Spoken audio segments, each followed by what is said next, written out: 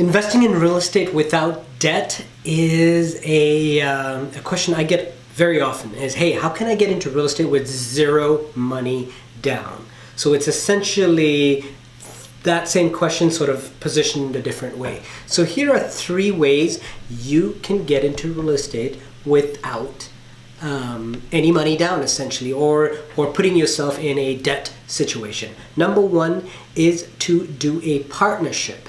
And in that partnership, you bring the value to the table of everything other than money. So in other words, you're bringing the value of putting the deal together. You're bringing the value, for example, of property managing the asset and sourcing the deal, putting the deal together.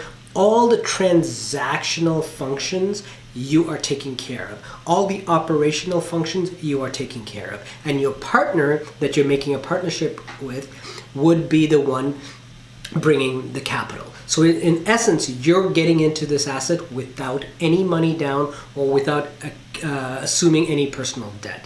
That's situation number 1. Situation number 2 is where you do a hard money loan. So you find a private lender, and there are very specific ways to negotiate with private lenders, but you do a private loan with a hard money lender.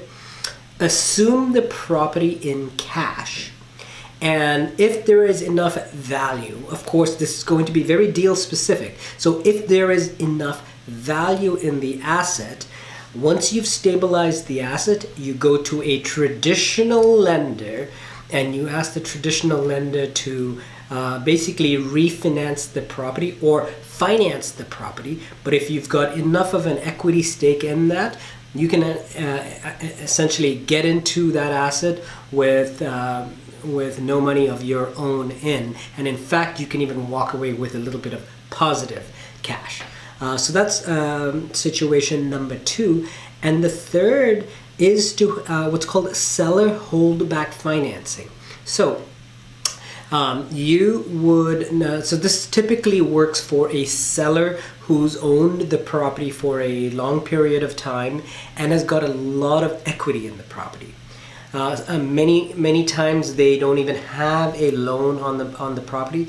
They have pure equity. It's 100% paid off.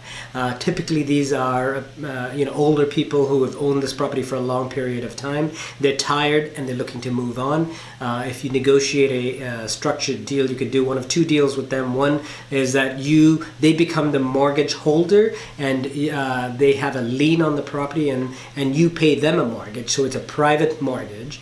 The second is where they hold a portion of the mortgage, which I've done personally myself. You hold a portion, or they hold a portion of the mortgage. You get traditional financing, but it allows you to get into the deal without any money down. So the beauty with real estate is that real estate is so flexible.